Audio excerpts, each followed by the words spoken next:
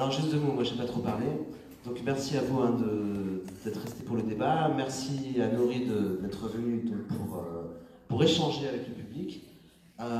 Juste pour ouvrir le débat, après on va vous laisser parler, poser des questions. Vous n'hésitez surtout pas à poser des questions, des commentaires, à dire tout ce qui vous vient par rapport à ce film, c'est important. Juste en fait, Nori, si vous pouvez nous dire en 2 mots, un peu la genèse du film pour pouvoir, comment est venu ce film. Alors attendez, je vais vous passer le micro. Comment est venu ce film et voilà, qu'est-ce qui a fait que vous vous êtes retrouvé à réaliser ce film qui est comme on l'a vu tout à l'heure, votre 8e long métrage de fiction sur un sujet qui n'est pas facile mais sur lequel vous êtes déjà revenu.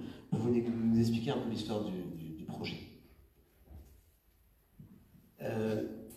Vous savez tous que les années 2012-2013 étaient pleines d'événements, jusqu'à des attentats, des choses comme ça, le départ des jeunes au front syrien, le départ des filles, la fuite d'Abu Nidal, des attaques terroristes un peu partout, des dépôts d'armes, beaucoup de propagande et de présence des salafistes habillés en noir dans plusieurs villes, surtout à Kérouan.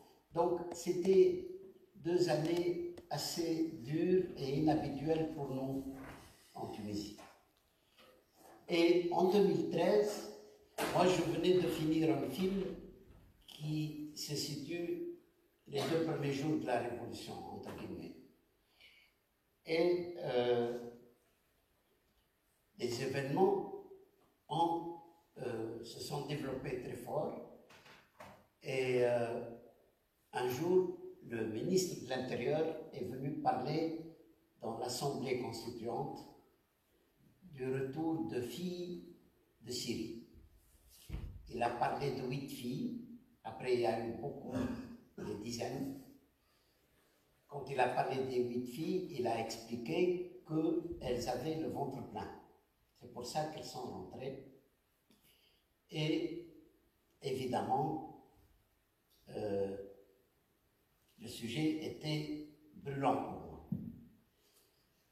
Et donc j'ai essayé de trouver des possibilités de les contacter. Ces filles ont été emprisonnées à leur arrivée pendant quelque temps, par peur pour elles, pour les protéger d'un éventuel attentat familial ou d'une revanche ou quelque chose comme ça. C'est pour ça que le film commence dans une cellule. Elle doit passer par là obligatoirement. C'est comme quand quelqu'un fait un accident et tue quelqu'un, on l'arrête pour le protéger parce qu'il peut être tué par... Alors, j'ai réussi à avoir quelques contacts. C'était compliqué, long, et j'ai trouvé 2 des 8 filles à l'extrémité du Bardo, très loin, quand il n'y a plus de ville. Elles vivotaient, elles étaient incognito, pas de nom, elles ont inventé un nouveau prénom, elles ont... il y a une qui vivait avec un type barbu, mais barbu, ça ne veut pas dire qu'il est islamiste, non, je ne pense pas. Et elle ne voulait pas donner son nom, elle ne voulait pas montrer son visage, mais elle a fini par commencer à parler. Et elle m'a parlé de beaucoup de choses qui sont dans le film. Elle m'a parlé des autres filles, elle m'a parlé d'une fille qui s'est tuée parce qu'elle ne supportait pas que l'enfant qu'elle ne peut plus perdre, vu l'avancement de la grossesse, elle s'est tuée. Elle s'est donnée la mort parce qu'elle ne voulait pas mettre au monde quelqu'un qui peut lui en vouloir toute sa vie. Et c'est ce qu'elle pensait. Hein. Donc j'ai pris, si vous voulez, eux, ils vivent dans les lois de la vie. Moi, je devais transformer ces histoires-là selon les lois de la dramaturgie. Je ne sais pas si vous comprenez, mais je peux donner un exemple.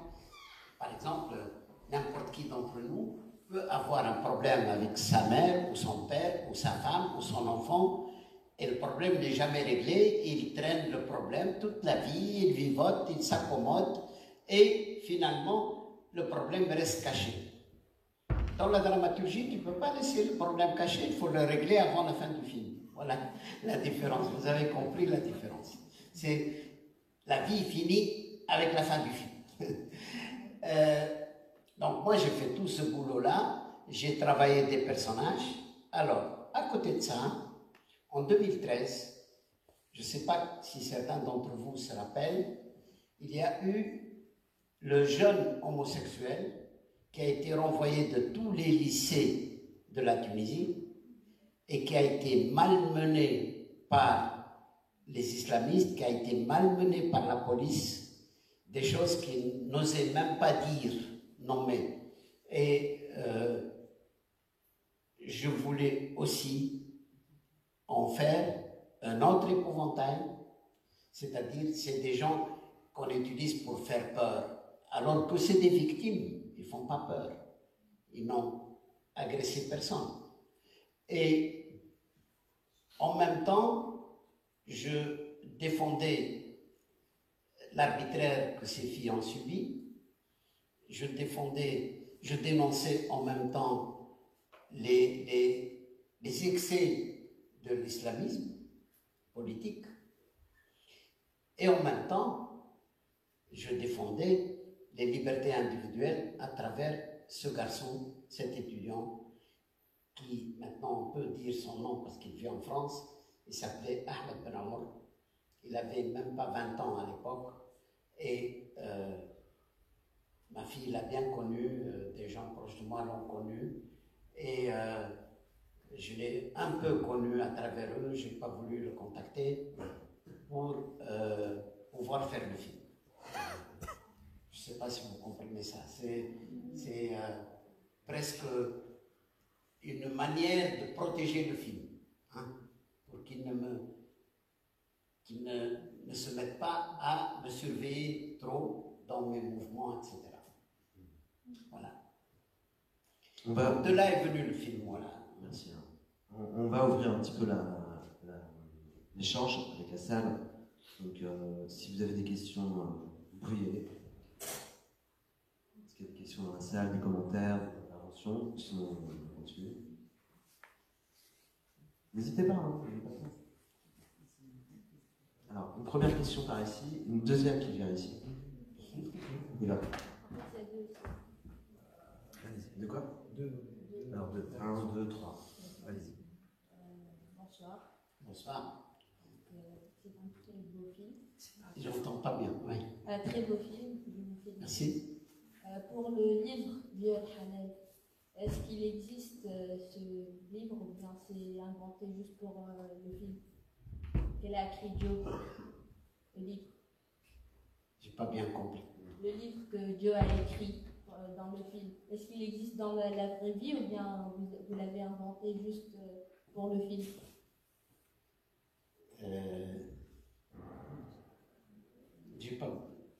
J'ai une oreille un peu lourde, vu mon âge. Parlez comme ça. Vous entendez? Okay. Allez-y. D'accord. Je m'excuse. C'est moi qui s'excuse. Donc le livre, Viol Halal que Joe a écrit, est-ce qu'il existe dans la vraie vie ou bien vous l'avez inventé juste pour le film?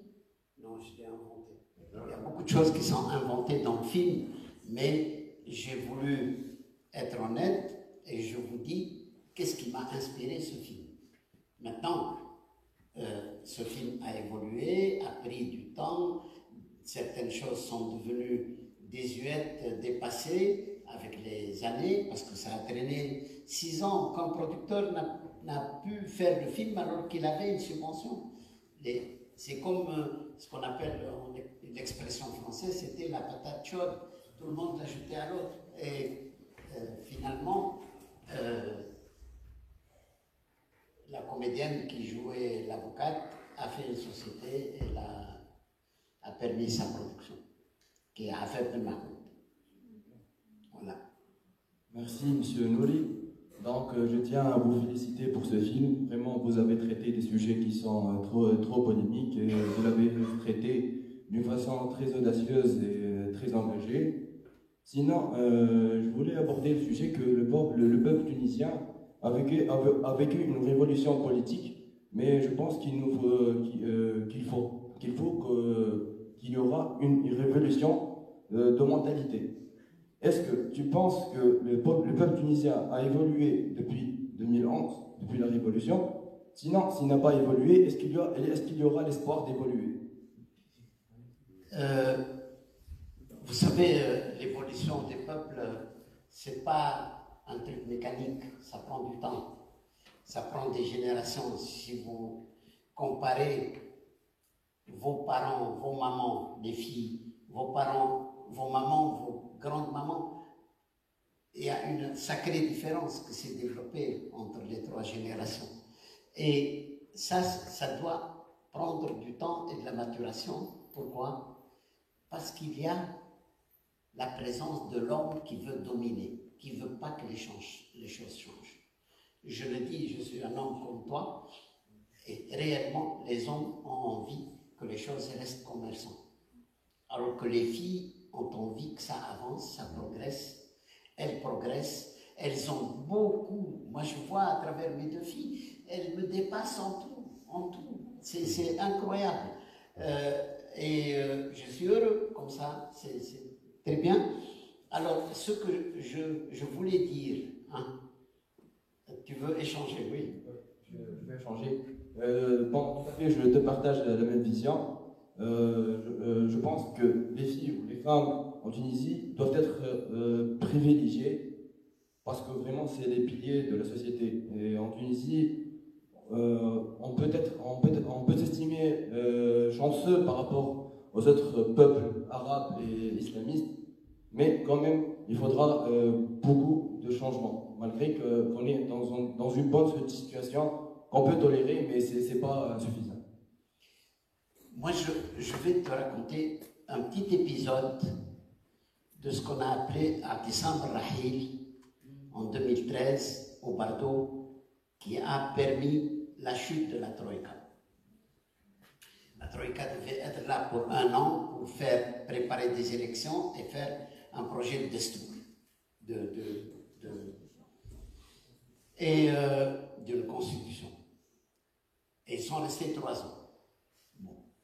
Et moi-même, j'ai participé à Décembre Rahil et j'ai vu de mes propres yeux les premières manifestations. Les mamans avaient peur pour leurs enfants. Elles essayaient de les empêcher de sortir manifester. Et faire Décembre Rahil, elle tirait avec elle ses enfants et les sortait à la manifestation.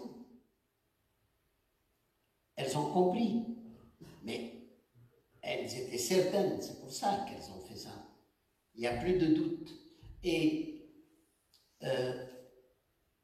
moi, je suis certain, je l'ai vécu quotidiennement, que ce sont les femmes tunisiennes qui ont provoqué la chute de la Troïka. Parce que j'ai participé moi-même à la marche d'1 million de femmes, 1 million, depuis Bab Sadoun jusqu'à l'Assemblée nationale.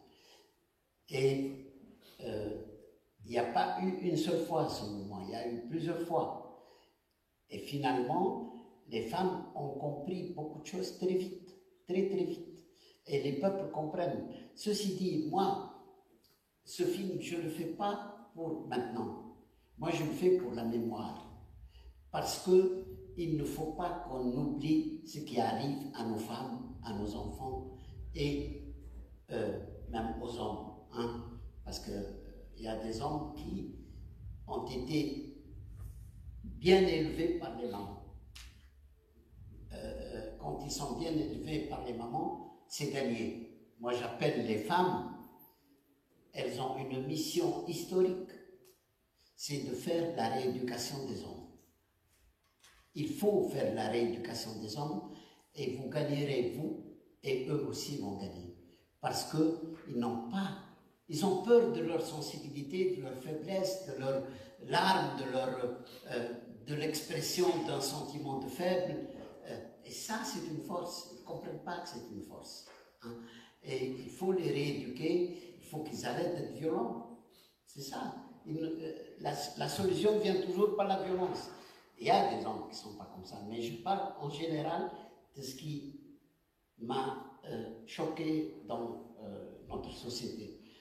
Moi-même, j'étais un enfant battu toute mon enfance, sans raison. Il n'y a même pas de raison, mais ça ne mérite pas ça. C'est pour casser l'être. Mais moi, j'étais trop rebelle, donc ça ne m'a pas cassé entièrement. Je voulais vous dire, juste presque en liaison avec ce que tu as dit, ce film fait partie d'une trilogie. J'ai fait une trilogie qui est Making of, Making of, Millefeuille, اللي هو منموتش, et Arais Mkhouf, اللي هو les épouvantails. La trilogie, en 3 parties, je ne l'ai pas annoncée au départ, mais je tenais absolument à la faire avant de partir. Et cette trilogie traite de l'agression du tissu social par l'esprit islamiste politique. Je ne suis pas contre l'islam. L'islam, chez nous, il était une unité, il était une union, il était des fêtes, ayed, hein?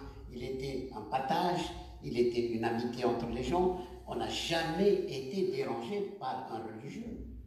Et on n'a jamais empêché un religieux de faire son devoir, ce qu'il décide être son devoir. Mais on ne veut pas qu'on nous traite de koufars. On n'est pas koufars. On nous vole notre religion et on nous considère comme koufars.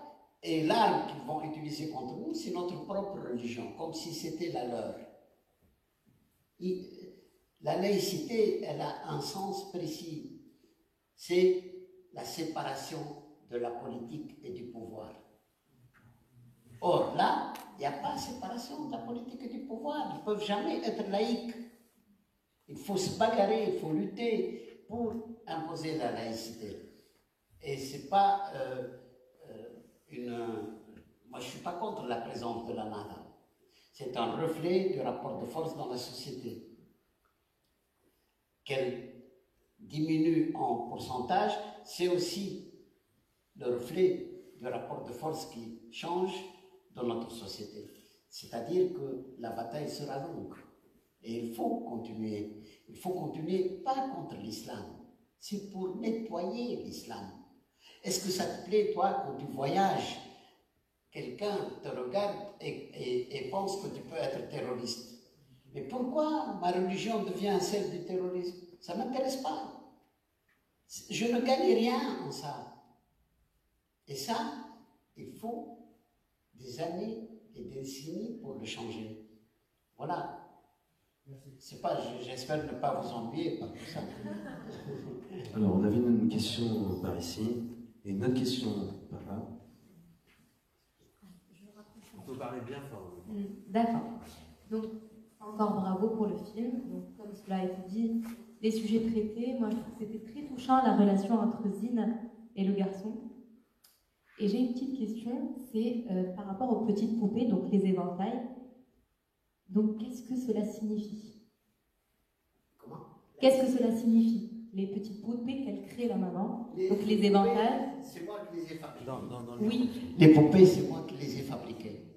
Oui. Et j'en ai fabriqué 10 fois plus. Et j'ai offert à tous les membres de l'équipe, le dernier jour de tournage, la nuit. Chacun a choisi celle qu'il voulait. Et je continue à en fabriquer. Si quelqu'un veut une, je peux les amener. Je les fabrique pour les offrir. Et j'ai offert à un journaliste qui est venu chez moi, qui est belge. Donc, pour moi, ces poupées, c'est l'expression, c'est presque l'image de ces femmes-là ce qu'on veut faire de ces femmes. Or, ces femmes, elles les inventent, elles jouent, elles savent qu'elles sont en train de rouler les mecs avec ça. Elles s'amusent, elles se moquent. Au lieu, elle le dit, les oiseaux n'ont plus peur, ils chient là-dessus. Hein? Ça veut dire que les femmes n'ont plus peur des hommes. C'est un peu ça. Et donc, le film portait au début Fazaat, mais j'ai trouvé que le mot Fazaat n'est pas très beau. Il a été trop galvaudé par les politiques. Et j'ai choisi Ares Khouf. C'est plus ambigu, il y a plus de sens, et en même temps, il peut avoir 2 ou 3 sens différents et plus de poésie. Donc j'ai choisi Ares Khouf. Ces 2 mots me plaisent. J'avais déjà un film qui s'appelait Ares Team, sur les petites bonnes qu'on exploite et qui venaient du village de Potier. Et à la fin, la fille se couvre de l'argile qu'elle a amenée avec elle, elle couvre tout son corps d'argile. Voilà. Une question par ici, s'il vous plaît. Bon, je te félicite pour le film. Je vous félicite pour le film. En fait, je voudrais, en premier lieu, je voudrais savoir pourquoi dans le monde du cinéma en Tunisie, on ne voit pas aussi souvent de films pareils. C'est 1 ou 2 par an qu'on voit des films qui ont un critique au corps de la société tunisienne, au corps des problématiques de la société tunisienne.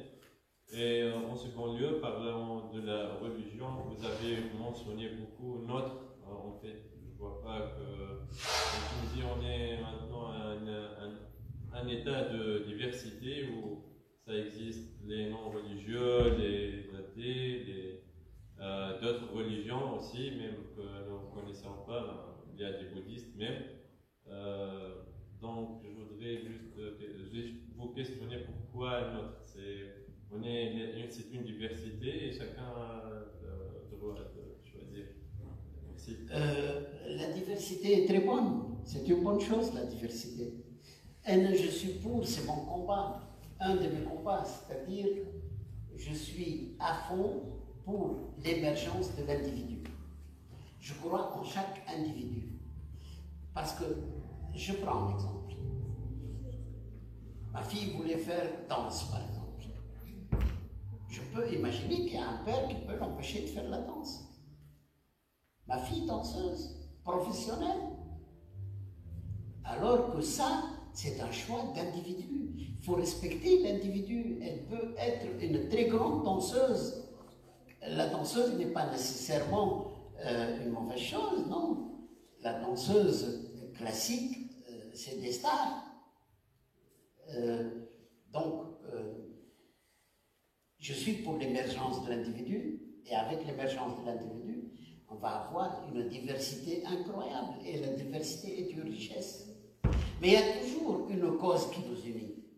Si jamais le pays est agressé, tout le monde on est tous ensemble. Mais on ne va pas se mêler de l'individu et de la vie individuelle de chacun, on n'a pas le droit. Ce sont des libertés individuelles. Elles s'appellent comme ça, c'est-à-dire qu'il y a l'individu. Et on ne peut pas laisser quelqu'un faire ce qu'on a fait à Driss dans le film, ce qu'on ne voit pas, mais il en parle, mais je n'ai pas voulu montrer parce que tout le monde sait ce qui s'est passé historiquement. Donc, je pense que c'est plus une richesse qu'un éparpillement. Non, ce n'est pas un éparpillement, la diversité. C'est une très bonne chose, très bonne richesse. Je n'ai pas envie que le peuple tunisien devienne colo. Non, c'est pas bien. On peut le faire une fois pour quelqu'un qui nous a fait du bien, par respect, mais il y a des moments où chaque individu a besoin de s'épanouir. Voilà. Et rien n'est tabou. L'individu a le droit de pratiquer sa liberté. L'individu, homme ou femme, son corps lui appartient. Il n'appartient à personne d'autre. Et moi, je suis malheureux qu'une fille se prive de toutes les histoires d'amour de ses plus belles années pour garder sa virginité à un pauvre bougre. C'est vrai, c'est vrai. C'est vrai.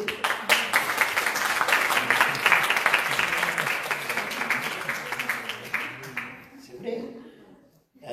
Il faut que l'homme accepte le passé de la femme, c'est son passé, c'est sa vie. Et plus elle est expérimentée, mieux c'est. C'est pas une mauvaise chose. Mais si l'homme veut faire l'amour avec toutes les filles, avec beaucoup de filles, avec qui il va le faire? Il va le faire avec des filles. Il ne va pas le faire avec des garçons. S'il le fait avec des filles, donc ces filles, il doit accepter qu'elles soient expérimentées quand il va se marier. C'est tout à fait normal, c'est l'ordre des choses. Je n'arrive pas à comprendre cette aberration. C'est voilà. La schizophrénie arabo-musulmane. Alors, comment? C'est la schizophrénie arabo-musulmane. Eux, ils essaient tout avec les filles, mais ils ne veulent pas aller aux États-Unis. C'est la quoi? On vous entend pas? C'est la schizophrénie arabo-musulmane, j'ai dit. Oui, mais arabo-musulmane, la Tunisie peut un jour prouver que l'arabo-musulmane, ça ne veut pas dire retardataire. On peut être arabo-musulman, mais pas retardataire. C'est une culture, une langue, l'arabo-musulman. Mais le rapport avec le corps, la liberté, elle est universelle. La liberté, elle est universelle. Je ne sais pas, je n'étais pas contrarié, j'espère. Alors, je vous remercie pour ce film qui est à la fois bouleversant, mais en même temps, il réveille en nous notre conscience. Je vous remercie aussi parce qu'on a tendance à avoir la mémoire courte et à oublier certains épisodes, ou on nous fait oublier certains épisodes, et c'est grâce à des œuvres comme ça qu'on peut mémoriser ce qui s'est passé. Alors, j'ai une question. Dans le film, il y a des épouvantails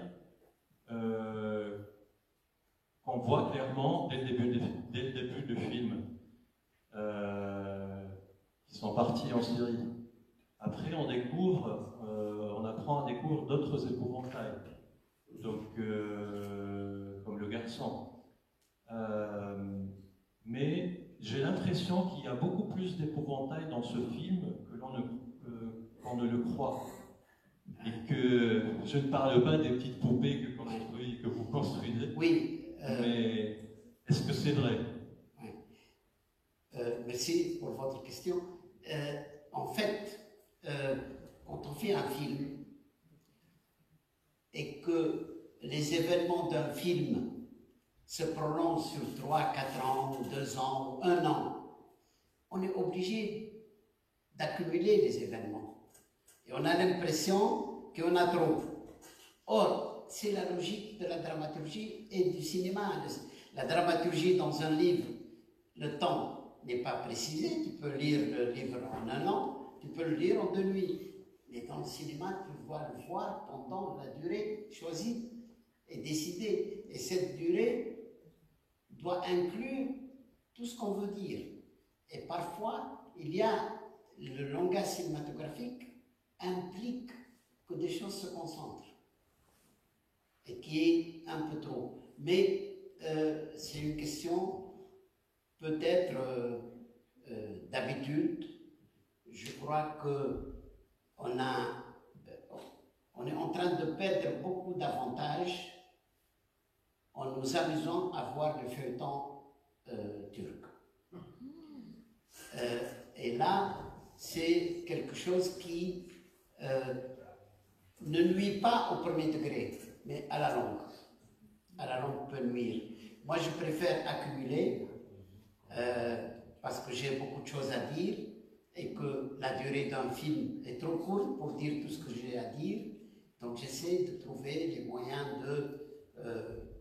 de passer sans que ce soit des messages ou des leçons. Moi, je crois qu'il n'y a pas de leçons dans ce film. Je ne dis pas des leçons, au contraire. J'ai montré même comment elle finit par donner un coup de pierre à son père. Hein. Il n'y a pas de valeur morale, il y a des valeurs humaines. Donc, il n'y a rien de sacré. Le père n'est pas sacré. Ce qui est sacré, c'est la liberté de l'individu, la liberté de chacun. Et cette fille a un doute que son père l'abandonne aussi. Et c'est dit dans le film. Hein. Donc, si c'est vrai, il mérite d'être battu par elle. Et c'est une chose qui, moi, me soulage. Voilà, c'est pour ça que je l'ai faite. Je voulais dire quelque chose, mais j'ai oublié. J'ai oublié vous pouvez parler, on a parlé beaucoup des idées, du contenu. Vous pouvez parler aussi de la forme, si vous voulez. Ce film a été tourné différemment de mes autres films. Très différent. Très, très différent. Ça va vous surprendre, les gens qui connaissent un peu. Dans ce film, je n'ai fait aucune séance de répétition d'une scène. Aucune répétition. Je charge les comédiens des personnages, je les entoure, je les prépare, je vais avec eux, je fais une préparation technique pour la place de la caméra, des personnages, mais pas émotionnelle. L'émotion, je la garde quand la caméra tourne. Et je vous garantis que la plupart des scènes ont été tournées une fois. Et même si elles sont... il m'arrive de faire parfois une répétition demandée par le comédien, mais les comédiens ne savent pas que je la tourne. Ils ne savent pas. Et il peut se trouver qu'elle soit la meilleure. Il peut se trouver. Pourquoi? Parce que je cherchais dans ce film de me rapprocher du documentaire. C'est pour ça que je laisse le flou, je laisse la caméra bouger, la caméra est portée tout le temps, je laisse... les personnages peuvent aussi, on peut perdre le flou et le reprendre. L'éclairage n'est pas un éclairage artificiel, il ressemble un peu à l'éclairage ambiant de la vie. Hein. Donc, mais on essaie de l'améliorer, mais pas de le transformer, pas de le rendre esthétique, l'esthétique qui embellit. Non, c'est pas ça. Ils sont plus beaux quand ils sont comme ça. Voilà. Donc, tout ça m'a permis de me rapprocher parce que les événements, c'est presque du documentaire. C'est du vécu. Et je voulais accentuer un peu ce côté-là. Voilà. Bonsoir, monsieur Noël Bouzid. Voilà, je voulais vous poser une question. Enfin, deux questions. La première, c'est que je ne comprends pas à chaque fois Zina et on lui demande de se rappeler, elle se rappelle des bons moments, c'est-à-dire les moments forts avec Selmen, comment elle s'appelle? Avec Selmen, voilà. Elle se rappelle de ça. Or que normalement, c'est quelqu'un qui l'a vendu pour à des monstres. Normalement, elle ne se rappelle pas des moments forts, normalement, elle est dégoûtée par cette personne. Ça, c'est ma première question. La deuxième question, c'est concernant ce que vous avez dit. C'est vrai que la femme pense différemment, c'est vrai que la femme elle change beaucoup la société et tout, mais là, c'est pas la religion qui l'a emmenée en Syrie. Dans le cas de Zina, c'est les sentiments qui les a emmenés en Syrie. Elle a suivi ce Selmen.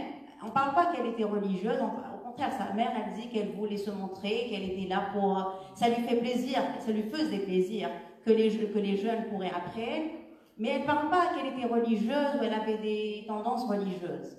C'est plutôt les sentiments, et c'est le point faible de la femme, justement. La femme, elle est très forte, mais quand il s'agit des sentiments, elle devient vulnérable. Mais, oui, j'essaie de répondre, même si il y a des choses qui, parfois, dans le film, il faut comprendre ça, que parfois, tu fais des choses et tu ne sais pas pourquoi. Parfois, ça relève de l'inconscient. Et c'est bien ça pour l'œuvre d'art. parce que c'est un être vivant. J'ai fait exprès que Zina soit une fille qui a presque fait son bilan, qui est plus calme, mais qui a des moments de sursaut. Elle a des moments de sursaut, elle aussi. Par exemple, quand elle passe sous le tunnel, la voiture passe sous le tunnel, sa vie est un tunnel. Elle veut s'en sortir, et ça lui remue tout. Par exemple, quand elle met sa tête sur les rails et le train qui arrive. Et ça, c'est des moments qui peuvent lui arriver, alors qu'elle donne l'impression qu'elle est très calme. Quand elle a trouvé un petit sourire, enfin, sur le visage de Driss, elle a fait la danse du drap avec lui. Évidemment, pour moi, c'est comme faire l'amour, c'est-à-dire qu'est-ce qui unit une fille et un garçon sous un drap. Même s'ils ne le font pas, on pense à l'amour forcément. Et j'ai voulu que ce soit ressenti comme ça. Donc, le personnage de Zina est très, très, très, contrairement aux apparences peut-être, parce qu'elle a des moments de liberté, c'est une fille qui a été libre, mais elle s'est disputée 3 fois avec l'avocate. 3 fois. Elle s'est... jusqu'à la fin, elle a continué à se disputer. Elle s'est disputée même quand elle l'a vue chez elle, quand elle est allée chez elle, elle s'est disputée avec elle, même si ce n'est pas une dispute, c'est des larmes. Elle a pleuré. Donc, chaque personnage a sa psychologie. Zina est voulue comme un être moderne, une fille moderne, qui s'est faite avoir, qui s'est faite piéger, par une histoire d'amour. On sent bien, j'ai insisté sur l'histoire d'amour, toutes les scènes à deux dans les souvenirs, ou toutes les scènes sur la moto derrière Driss, elle avait la tête avec lui, ce garçon. Il est beau, mais elle s'est fait avoir, elle a compris après qu'il est comme ça. Et quand elle a compris, elle a fui. Et elle le dit, tu m'as volé ma vie,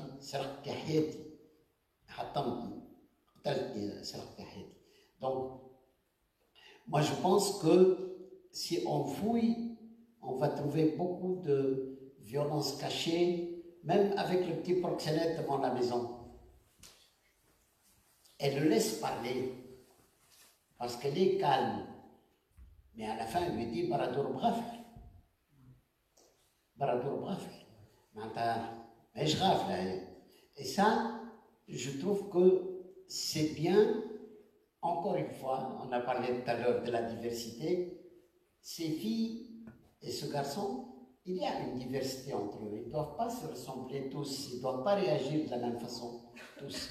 Mais je comprends votre lecture, je l'accepte, mais c'est bien aussi que je vous apporte un peu de mes intentions, même si il ne faut pas que le réalisateur révèle ses intentions. C'est comme si le film n'a pas pu convaincre. Mais c'est pas grave. On peut avoir plusieurs lectures différentes et diverses, et ça ne fait qu'enrichir l'œuvre. Voilà. On va faire les dernières questions. Donc, c'est une question. Il y a une question ici, une question là. Est-ce qu'il y avait d'autres questions? On va faire un dernier tour. Vous n'hésitez pas. Alors, tout d'abord, je vous félicite pour la réalisation de ce film, donc, qui a pu enfin avoir le jour, et surtout qui discute 2 sujets donc, qui ont fait donc, polémique avant. C'est le monsieur qu'on a oublié surtout. Donc, c'est bien de se rappeler surtout de l'affaire de mariage. Comment on l'appelle? Oui, Coutumier, on appelle ça sur Rosloff. Oui. Mariage coutumier. Mariage coutumier, où on dit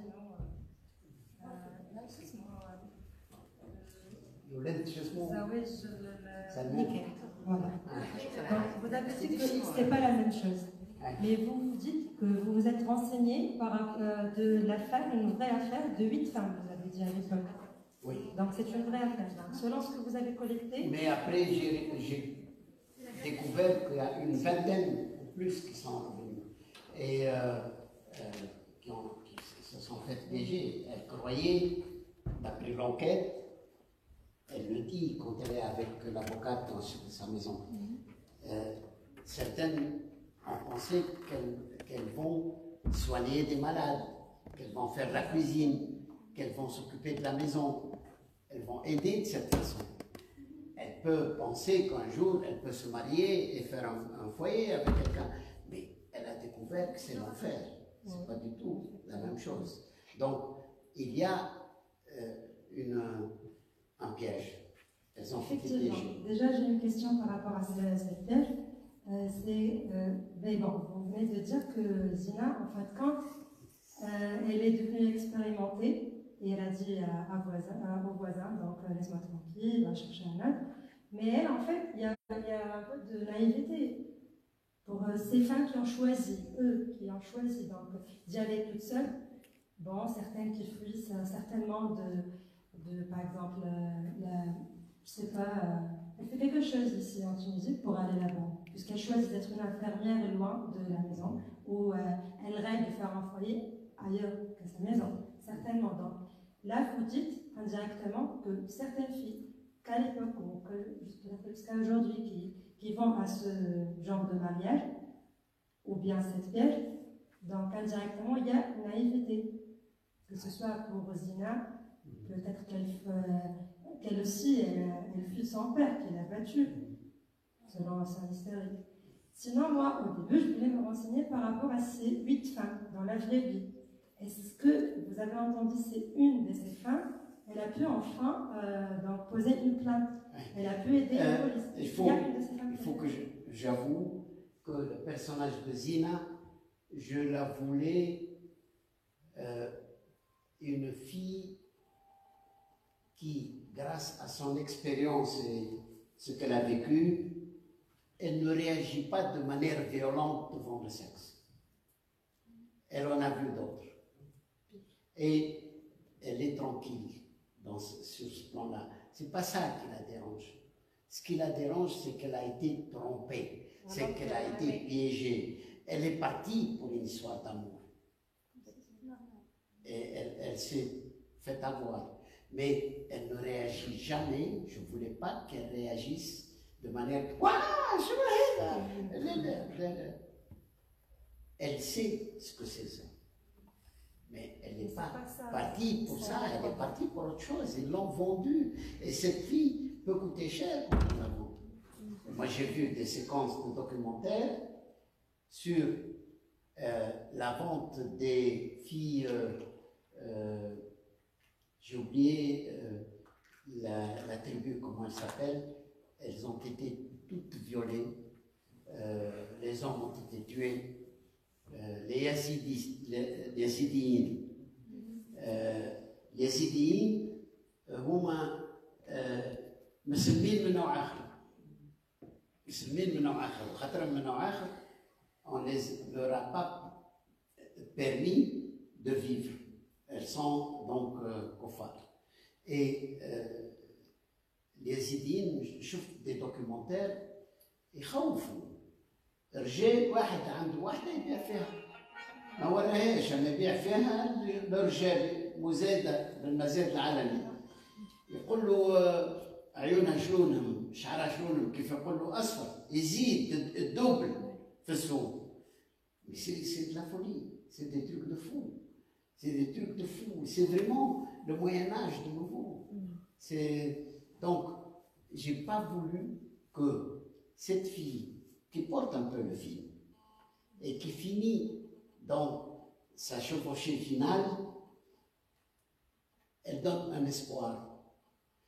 J'ai voulu qu'elle ait un peu de liberté dans sa tête, Elle n'est pas choquée par même les garçons qui l'emmerdent. Elle s'en va, elle ne réagit pas vivement, même les filles qui l'emmerdent dans la gare.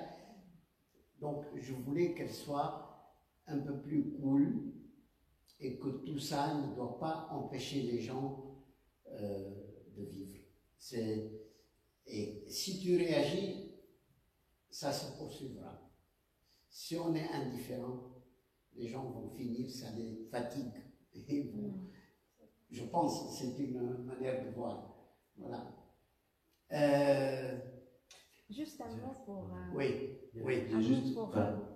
Juste un mot, il y a un monsieur qui veut poser une question. Alors, micro, il y a le jeune homme là, qui veut poser une question, on va lui laisser parler aussi. Allez-y. Je veux dire que je pense qu'il y a beaucoup de réalisateurs de talent. Mais Nouri Bouzid a cette folie dans le talent qu'on appelle le génie. Je me souviens de votre film L'Or de sang. Oui. C'est très ancien. Ça m'a détruite. Parce que pourquoi? Je me suis identifiée le personnage de Heshmi. Pourtant, c'est un garçon. C'est bien de s'identifier à un garçon. Non, parce que j'ai vécu. C'est un garçon qui a beaucoup de pudeur. Oui, parce que j'ai vécu aussi un inceste. Avec un membre de la famille qui était un ébéniste aussi. Je sais ce que c'est. Oui. Je sais très bien ce que c'est. Oui, à 18 ans, j'ai vu à 18 ans et ça m'a détruite. Donc, mais au contraire, ce film doit t'aider à t'exprimer, à en parler. Et quand on en parle, on prend de la distance. Moi, je pense que le film t'a aidé, la preuve, tu en parles.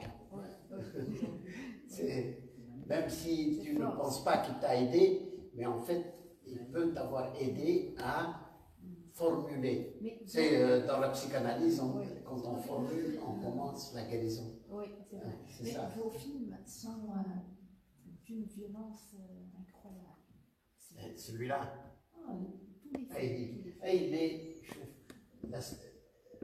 C'est une manière d'évacuer la violence en la montrant, en la développant de manière sincère, crédible, non artificielle. Ça nous aide à évacuer notre violence. C'est une manière d'évacuer. Et si elle est fausse, c'est un spectacle qui n'a aucun effet sur l'être humain à longue durée. Voilà. Mais bon, il y a de la place pour tous les cinémas, bien sûr. Moi, je parle de ce que je fais moi. Et je ne suis pas détenteur de quoi que ce soit non plus. J'ai bien envie de faire des comédies, mais je n'y arrive pas. Vous savez pourquoi? Parce qu'un film met 5 ans à se faire. Et quand tu écris une comédie, au bout de 2 ans, elle ne te fait plus rire. C'est vrai, ça se transforme en tragédie parce que tu n'as pas trouvé l'argent. Il y a des gens qui te disent, mais c'est une comédie, c'est pas de la culture. C'est une comédie, donc c'est commercial. Ah oui, oui, je te jure que ça, je l'ai entendu dans les commissions dont j'ai fait partie. Mais c'est long de faire un film, c'est très long. Et si on arrive à s'en sortir sans renier tout, sans renoncer à tout, c'est déjà beaucoup.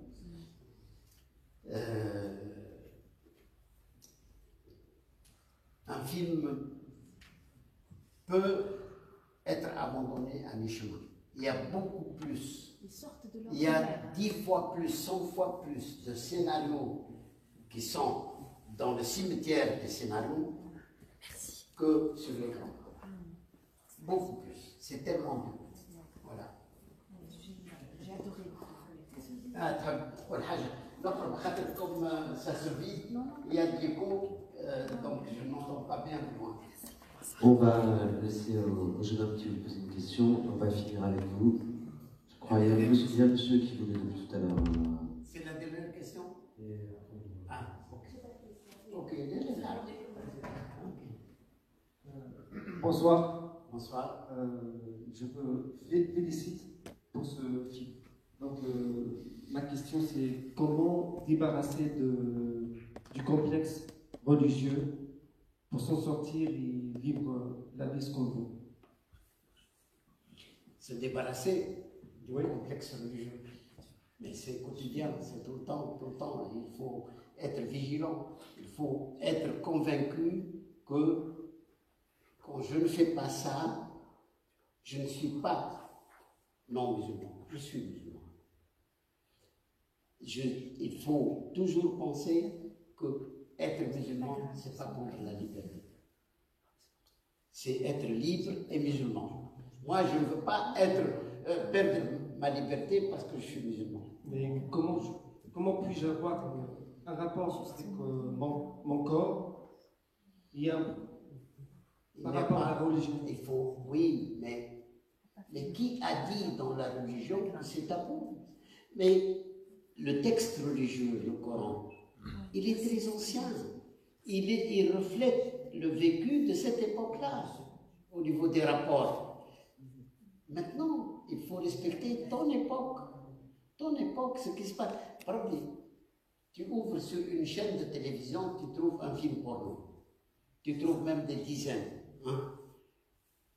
Tu découvres en détail le corps des autres et tu ignores ton corps. Qu'est-ce que ça veut dire? C'est une perversion. On devient pervers. On devient pervers. On connaît les corps des autres et notre corps, on l'ignore. C'est de la perversion. Il faut découvrir son corps, il faut le connaître. Découvrir, ça ne veut pas dire dévoiler. Non, ça c'est chacun fait ce qu'il veut dans les limites du respect de l'autre. Voilà. Moi je ne suis pas contre le mental.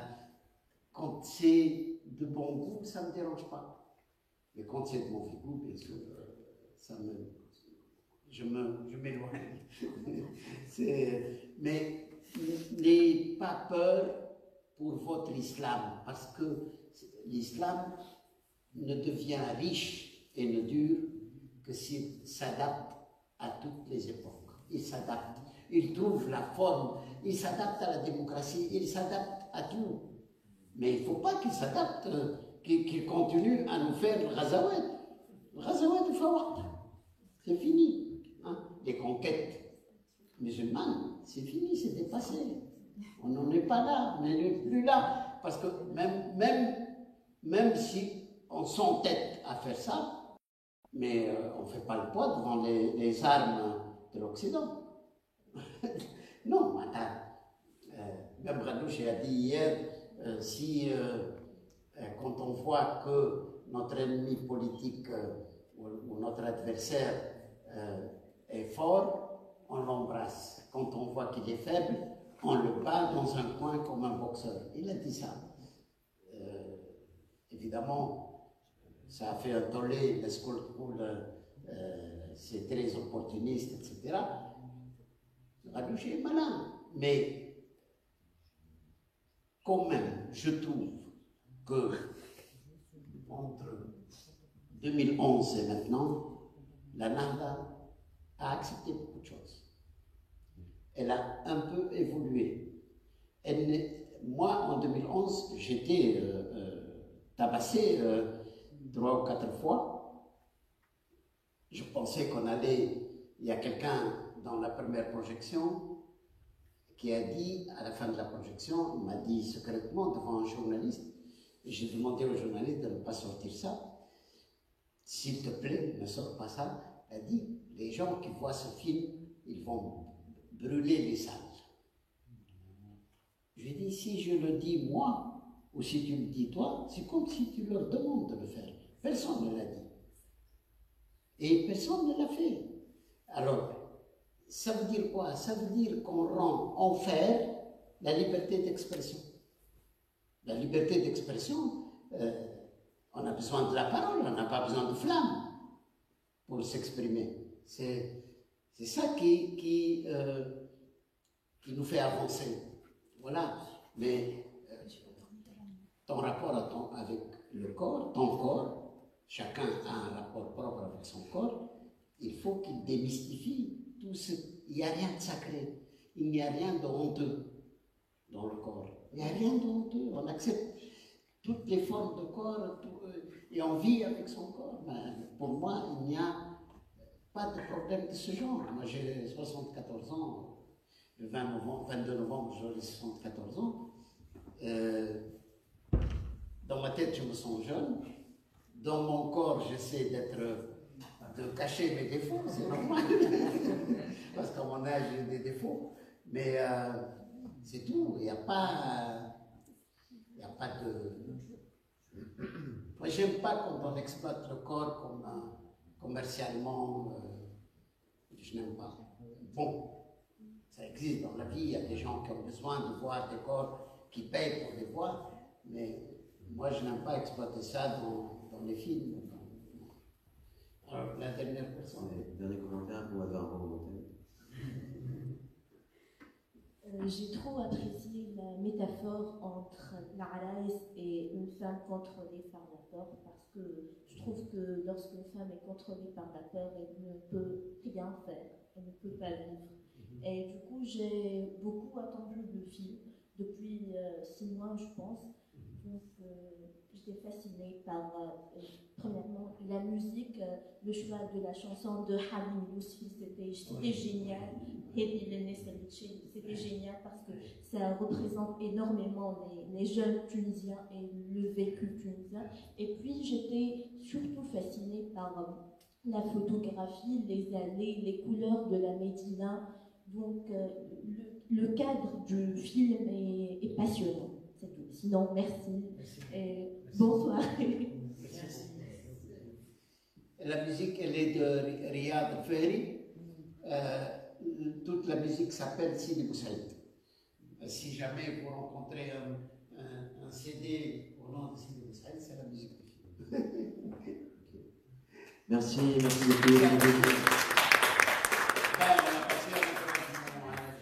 Je me sens encore moins fatigué que